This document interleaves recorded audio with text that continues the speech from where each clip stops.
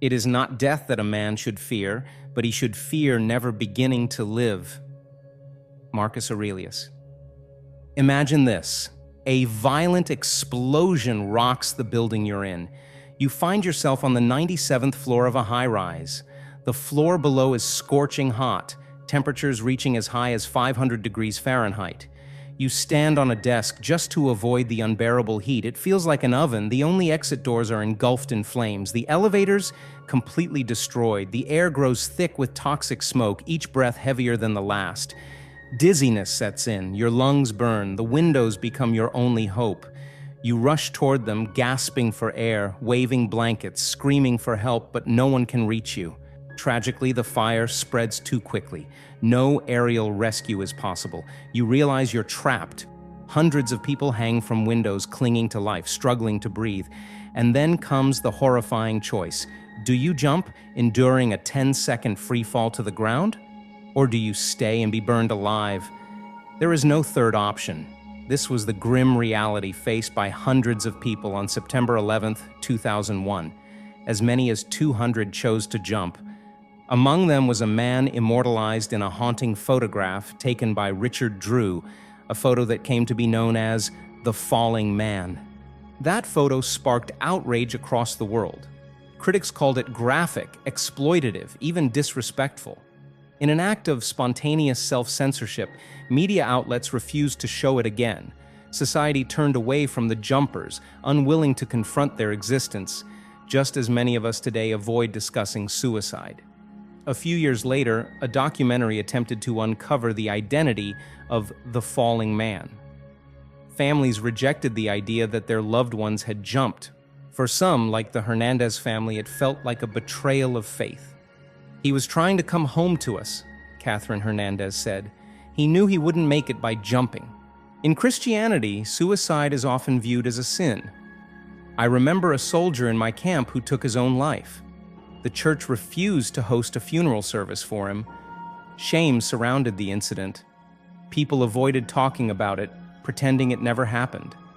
But here's the thing, was jumping from a burning building really suicide, or was it survival instinct pushed to its absolute limit? David Foster Wallace wrote something profound before his death.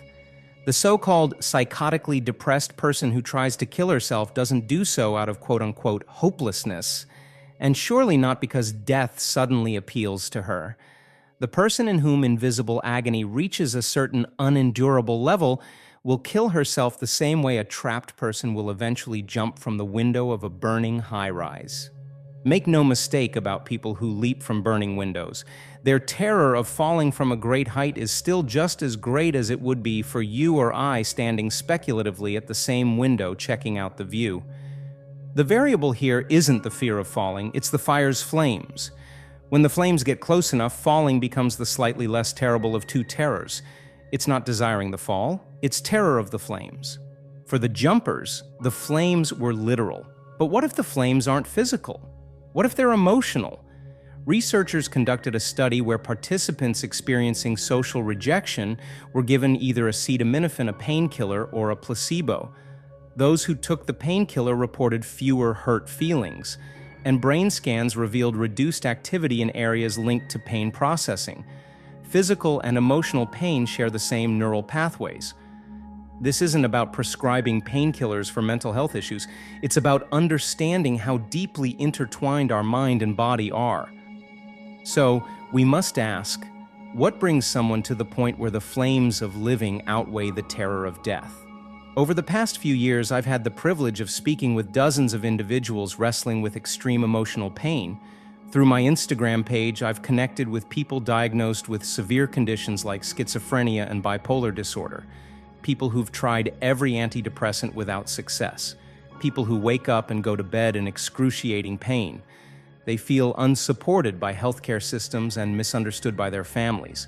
Some have tried ending their lives multiple times and failed, only to face shame and isolation afterward. Yet when I look at the falling man, I see something different. I see stillness, peace, acceptance, personal choice, human dignity.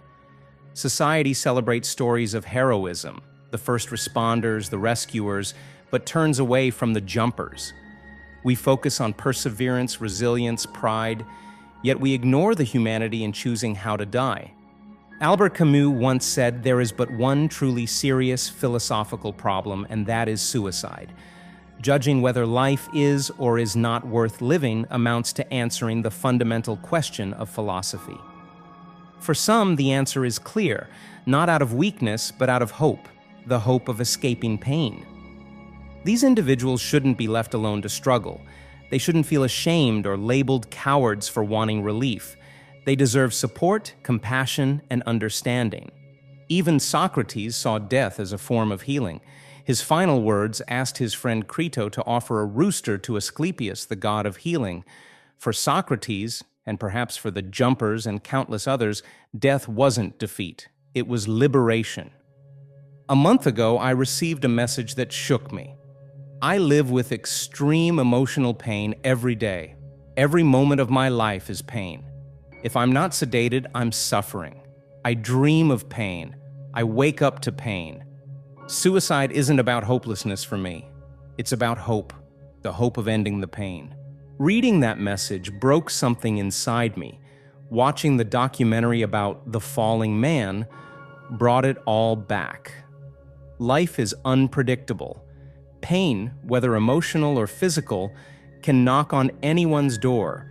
It doesn't discriminate. So let's try to listen more, judge less, and extend compassion to those in need. Isn't that what it truly means to be human?